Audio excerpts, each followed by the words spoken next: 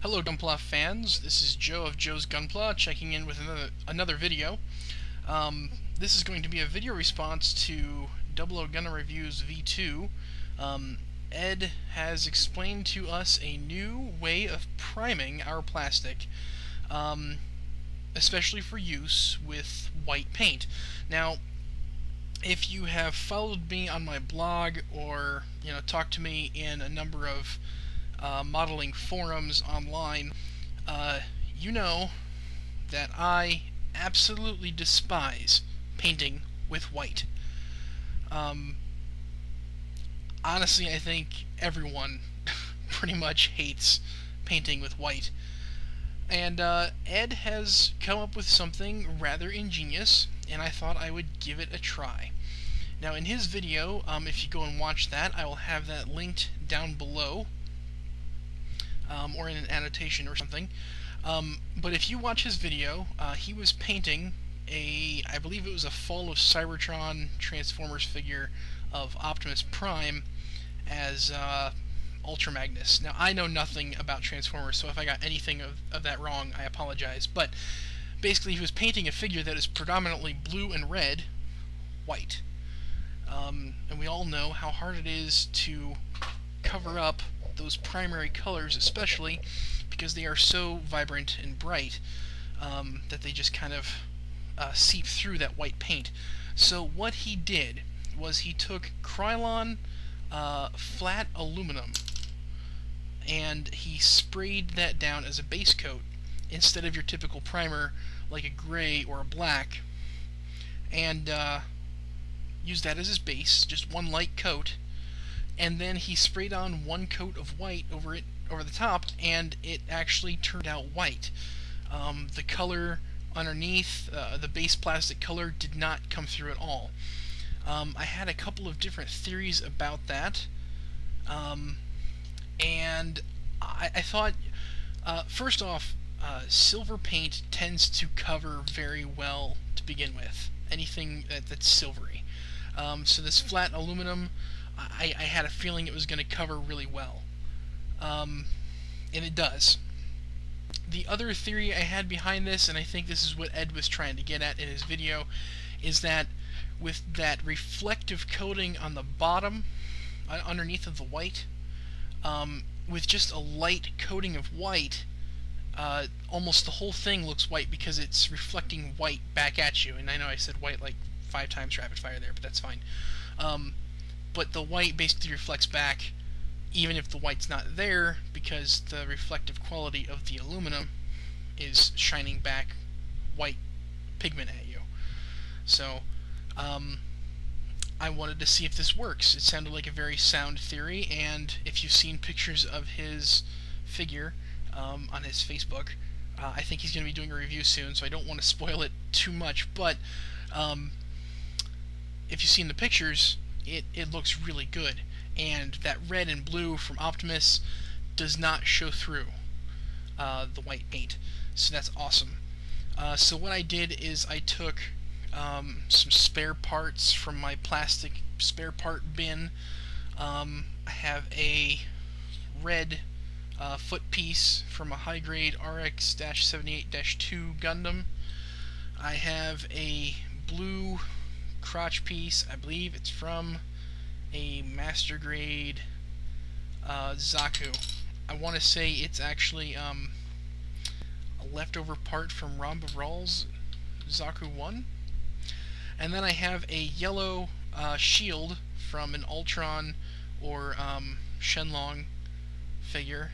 They are identical either model, so I don't know which one it's from, but I had these lying around, and I thought since they are all 3 primary colors, I'd go ahead and give them a shot. So the first thing I did was I masked off the parts, and basically I wanted to try and get this right down the middle, so that's what I did. Just kind of took some masking tape and went right down the center of all 3 parts. And then I took some clips and clipped them up and took them outside. Now, it's been raining all day long. We've had some pretty big storms coming through, but every once in a while I was lucky enough to get a decent amount of sunshine, and the rain had stopped. So I went ahead and I masked off the parts right down the center, and I took them outside and I sprayed the flat aluminum on them, so that way half of it would be covered with the aluminum, the other half I would leave the bare color. So after that I let them dry most of the day. I honestly didn't think I'd get to the white until tomorrow or Sunday, and I was lucky enough I got another clear shot in the weather. So after the silver had dried completely, I took the parts, took off the masking tape, and I clipped them up again, and then I took them outside, and I had some leftover Krylon white gloss, and it was right at the very end of the can, so this might not be the most perfect coverage that it could have been in one coat, but I think it gets the point across very well. So I sprayed the 3 parts, and you can definitely tell where the silver was and where the bare plastic was showing through. The first part on that red foot, my pictures unfortunately don't show it as well as I'd like. In real life, I mean, it's a very clear-cut line for all 3 parts. You can see where the silver is and where the bare plastic was. But I'm hoping in the photos you can see it well enough that you can tell that one side of the foot is pink. I mean, it's very definitively got red showing through the white.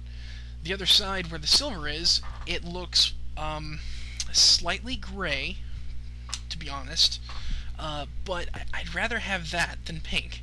I mean, in one thin coat of white paint, you've got that much coverage and it basically looks white. I'd take it.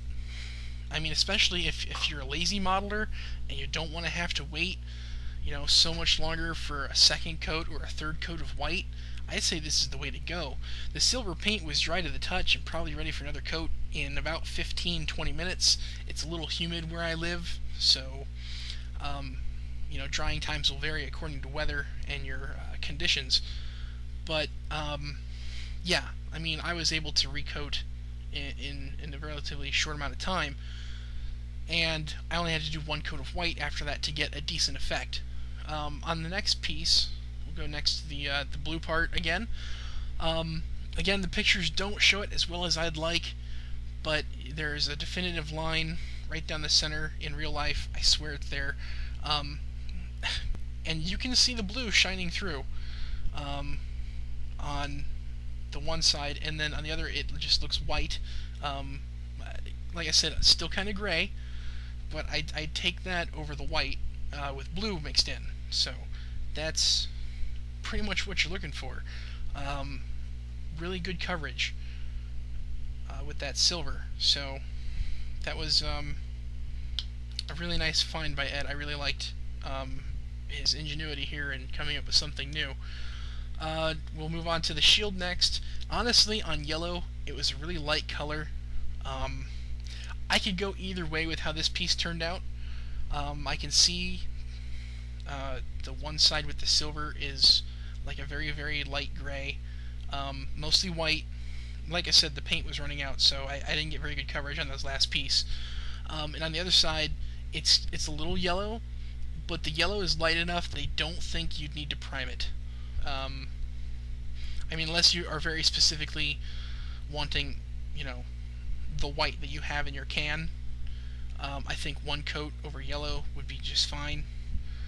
But if you're wanting to make sure that it is a white, or maybe like a ghost gray, just barely gray, go ahead and put down that silver, because I gotta tell you, it blocked out the yellow completely. So I can't wait to actually use this in an actual model, because I'll be buying another, oh gosh, I don't know if I want to get a high grade or if I want to go master grade on this one, but the Age 2 normal, I'll either be buying a second high grade or when I get the money to do it, buying 2 master grades, so I can make one of them the Special Ops white version. And I will be using this technique because it was perfect. It worked exactly the way Ed said it would, and I really appreciate him sharing that knowledge that he found and discovered. So check out his video. I can't wait for his review on that Magnus, just so I can look at his paint job. Like I said, I'm not a Transformers guy, but I do watch his videos of Transformer reviews, especially when he's done a paint job, because he does some fantastic, very artistic work. If you've ever seen his weathering videos on how he does that with the dry brushing and the white paint, I mean, it just brings a figure to life.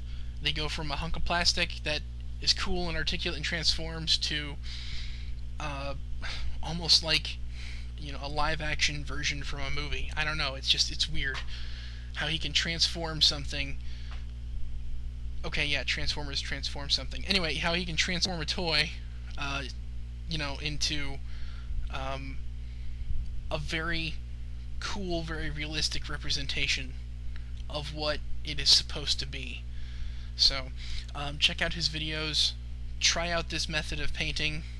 If you don't like doing tons of layers of paint, or if, like Ed, you're doing figures, and, you know, if you put on too many layers of paint, you can really mess up some joints.